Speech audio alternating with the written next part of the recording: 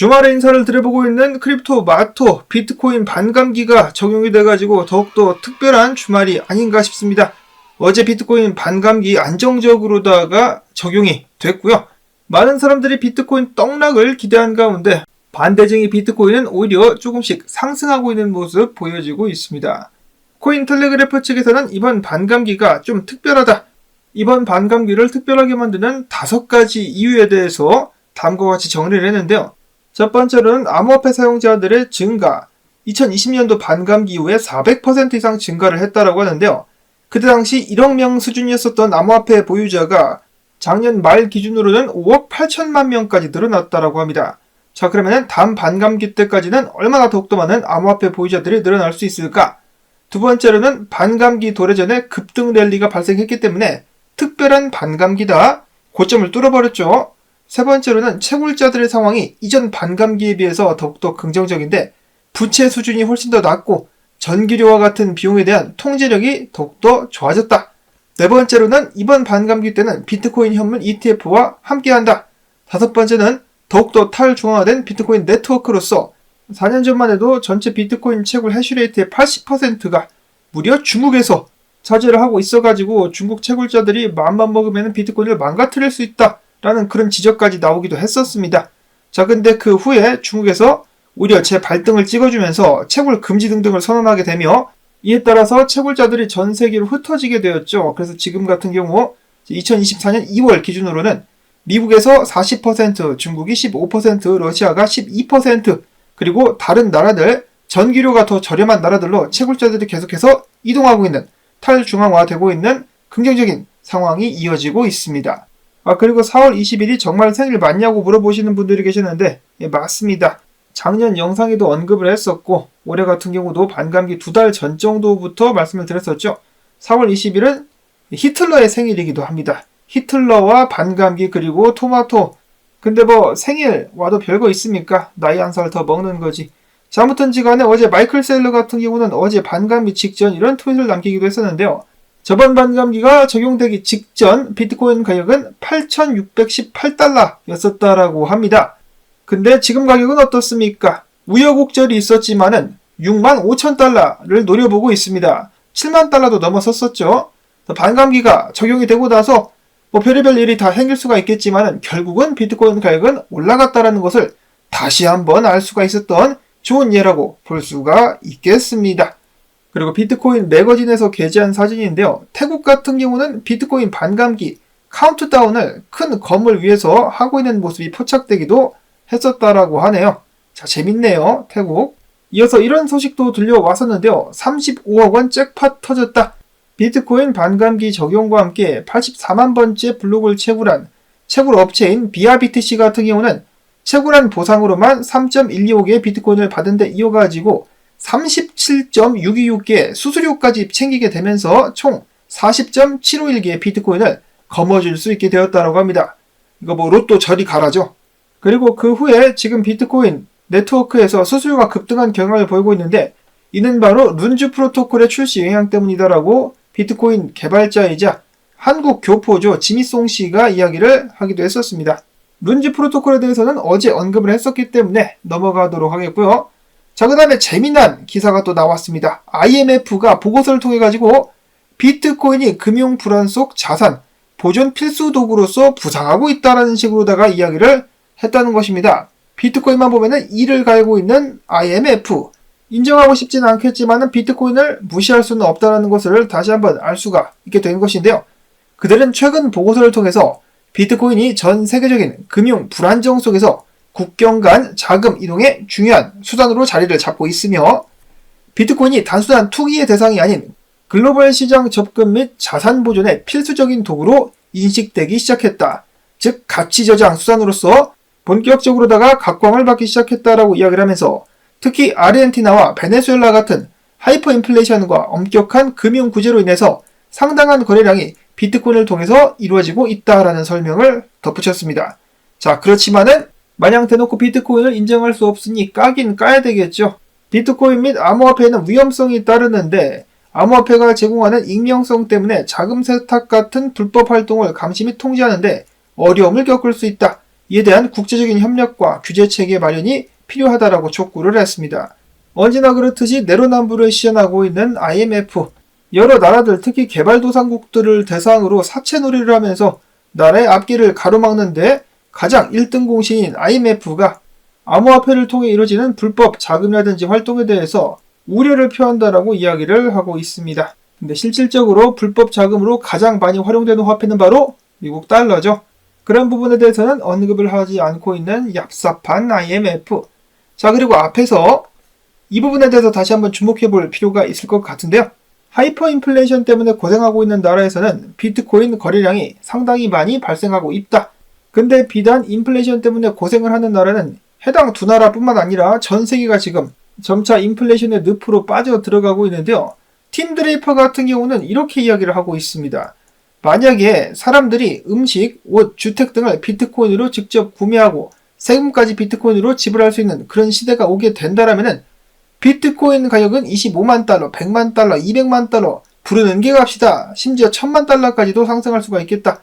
왜냐? 사람들이 비트코인 외에 다른 통화를 사용하고 싶지 않을 것이기 때문에 라고 이야기를 하면서 반감기 적용 후에 비트코인 가격은 다시 급등할 것이다 라고 이야기를 했습니다. 자, 물론 1000만 달러는 지금 당장 생각할 필요가 없겠죠. 100만 달러도 마찬가지입니다. 팀 드레이퍼가 이야기하는 것의 요점은 시간이 갈수록 가치가 떨어지는 법정 화폐 대신에 비트코인을 사람들이 선택하게 됐을 경우가 오게 될 수 있다라는 것이겠죠. 그러면은 가치는 높아지게 될 수밖에 없을 것이다. 자, 물론 지금 라이트닝 네트워크 개발이 이루어지고 있긴 합니다만은 아직까지는 비트코인을 통해 가지고 쉽게 결제를 하기는 힘든 것이 사실입니다. 이런 부분이 해결되게 된다면은 시간이 흐르고 나서 더욱더 많은 사람들이 비트코인을 직접적으로 보유하고 활용하려고 하는 경향이 늘어날 수 있지 않을까라는 기대감 가져봅니다. 물론 시간이 꽤 오래 걸릴 수도 있겠죠. 자, 그 다음으로는 중국으로부터 기대가 될 수 있을 만한 소식이 나왔습니다. 중국이 본토 및 홍콩 자본시장의 협력을 강화하겠다라고 밝힌 것인데요. 해당 과정 속에서 제가 이해한 바가 맞다라면은 앞으로 중국 본토 국민들이 홍콩에 상장된 ETF에 보다 손쉽게 투자할 수 있는 방안이 마련되게 될 것인데 여기에 만약에 아직까지 확실하게 발표가 되는 것은 아닙니다만은 만약에 현물 ETF가 포함될 수가 있다라면은 중국 자금이 비트코인 쪽으로 흘러들어올 수 있게 될 것이다라는 것인데요. 비트코인 현물과는 다르게 ETF 같은 경우는 중국 당국으로서 자금 추적이 쉬울 것이기 때문에 허용될 가능성이 꽤 높다라고 많은 사람들은 기대를 하고 있습니다. 과연 어떻게 될 것인지 기대를 계속해서 해보도록 하겠는데 제가 혹시나 잘못 이해한 부분이 있다라면 또 알려주시면 감사하겠습니다. 다음으로는 비트코인 현물 ETF가 적용된 어제 현물 ETF로는 총 6천만 달러가 순유입 되었다라는 긍정적인 소식 또한 나왔습니다. 드디어 순유출이 좀 끊겼다.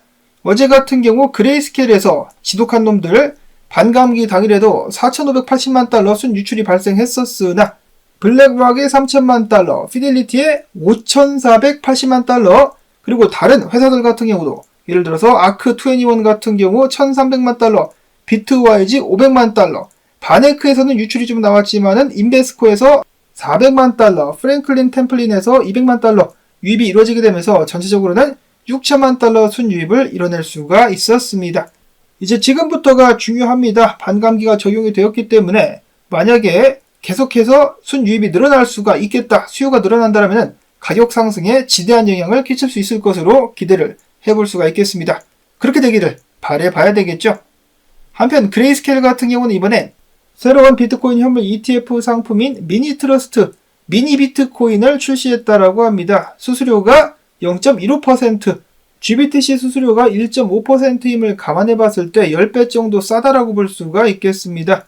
이어서는 차트 분석 넘어가 보도록 하겠는데요. 마찬가지로 나쁘지 않다. 일단 첫 번째로 펀딩 비율 같은 경우는 전체적으로 암호화폐 시장 긍정적이라고 합니다. 마이너스가 아직도 많이 보여지고 있죠.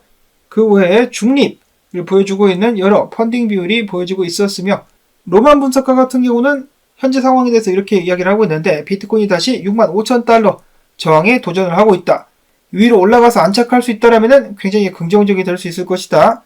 물론 그렇다라고 해가지고 7만 달러를 뚫고 바로 날아갈 것이다 라고 이야기를 하는 것은 아니지만은 몇몇 사람들이 지금 주장을 하고 있는 비트코인은 고점을 찍었으며 하락하게 될 것이다 라고 주장을 하고 있는데 그것이 아니라는 것을 알 수 있게 해줄 것이다. 즉 다음 상승을 위한 축적을 하고 있음을 확인시켜 줄 것이다 라고 이야기를 했습니다. 다음으로는 매크로 CRG 분석가 이야기를 하기를 마찬가지로 65,500에서 65,600달러 굉장히 중요한 구간인데 지금 상황을 딱 보면은 해당 자리에 저항뿐만 아니라 저번 주에 오픈 가격대 그리고 4시간 봉 기준으로다가 200 EMA 자리까지 저항들이 도사리고 있다. 해당 자리를 뚫을 수만 있다라면 추가적인 상승 나올 수 있을 것이다.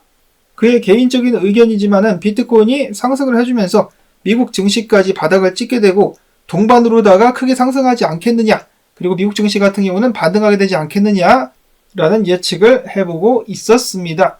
다음으로 얼마 전부터 알트코인 시즌이 오게 될 것이다 라고 주장을 했었던 맥스 분석가 같은 경우는 지금 현재 비트코인의 모습이 와이코프 이론의 재축적과 이제 똑같은 모습을 보이고 있다. 로만 분석가가 이야기를 한 것처럼 다음 상승을 위해서 재축적 기간이 이루어지고 있는데 이런 식으로다가 지금 반등했다가 한 번 더 65,000달러를 뚫지 못하고 내릴 수는 있겠으나 이런 식으로다가 저점을 높이면서 결국 상승으로 이어지게 될 것이다 라고 강조를 했습니다. 닥터 프라핏 분석가 같은 경우는 한결같이 똑같은 것을 이야기를 하고 있는데요. 내가 과거에 이야기를 했었다시피 비트코인은 지금까지 72,000에서 6만 달러 사이에서 횡보를 해주고 있다. 횡보가 마무리가 된다. 그러면은 84,000달러대까지 날아가게 될 것이다 라고 이야기를 했습니다. 가즈와 비트코인. 이어서 크레더블 크립토 분석가의 분석도 있는데요. 이 사람 같은 경우는 축적 끝났다. 지금부터 바로 떡상 간다 라고 이야기를 하기도 했었습니다. 반감기와 함께 비트코인 솟아오를 수 있을 것인가. 자, 그 다음으로는 알트코인 투자자분들께 희망을 가져다 줄 수 있는 기분 좋은 소식이 있는데요. 일단 지금 보고 계시는 차트는 매튜 하이랜드 분석가가 올린 토탈3 비트와 이더를 제외한 알트코인 시총 차트입니다. 주봉 기준으로 해가지고 상승 다이버전스가 생성이 되었으며 또한 얼마 전에도 말씀을 드렸다시피 테더의 시총이 계속해서 하락하면서 알트들에게 그나마 좀 힘을 실어다 주고 있습니다. 그와 동시에 비트코인 도미넌스 주봉 차트에서는 하락 다이버전스가 그려지고 있다. 이것이 무엇을 의미하는 것이냐? 어떤 이들은 지금 알트코인들이 반등할 수 있다라고 이야기를 하고 있지만은 로만 분석가 같은 경우는 다가오는 여름 알트 시즌이 화려하게 펼쳐지게 될 것이다 라면서 기대해도 좋다라고 이야기를 하고 있습니다. 그래서 알트코인 투자자분들 지금 당장 좀 괴로울 수 있겠습니다만은 좋은 시간이 다가올 수 있을 것이라는 희망 버리지 마시기를 바랍니다. LG 분석가 같은 경우는 타오, AI 코인 타오가 이런 식으로다가 주요 가격 지지 구간대까지 내렸다가 상승을 시작할 것이다. 377달러 수준까지 하락할 수 있다라고 보고 있었는데요. 그 반면에 패치 AI 같은 경우는 계속해서 상승을 해주고 있습니다. 이런 식으로다가 하락형 쐐기를 뚫고 올라온 패치 AI. 조만간에 다시 한번 3달러 이상까지 넘볼 수 있지 않겠느냐라면서 많은 분석가들이 예의주시하고 있습니다. 그 외에 언급되던 알트들 몇 가지가 있었는데요. 인젝티브 프로토콜 같은 경우 지금 마찬가지로 하락을 찍고 지금부터 상승할 수 있지 않겠느냐. 알트들의 대장 이더리움 같은 경우는 트레드 엑소 분석가가 2,900달러대 좀 집었는데 상황이 좋아 보인다라고 합니다. 그리고 주봉 차트인데 스토캐스틱 RSI도 지금 위로 쏠 것 같은 그런 모습을 보여주고 있다. 그래가지고 조만간에 상승을 좀 기대해 볼 수 있지 않겠느냐. 그리고 이더가 힘을 낼 수 있다라면 다른 알트들도 지속적으로 반등을 좀 보여줄 수가 있겠죠. 이런 상황에서 이스라엘은 반드시 초를 치지 말고 얌전히 짱 박혀 있어야만 되겠습니다. 이란 외무장관 이스라엘이 만약에 추가적으로 공격한다라면 즉각적이고 최대치로 대응하겠다라고 엄포를 놓기도 했습니다. 부디 이스라엘이 좀 짜부러질 수 있기를 바라보면서 저는 여기서 인사를 드리도록 하겠습니다. 나온 정보들 도움되셨다면 주말에도 수고했다는 의미로서 광고 영상 재생 및 클릭 부탁을 꼭 드리면서 저는 다음에 새로운 소식 가지고 인사를 드리도록 하겠습니다. 안녕히 계십시오.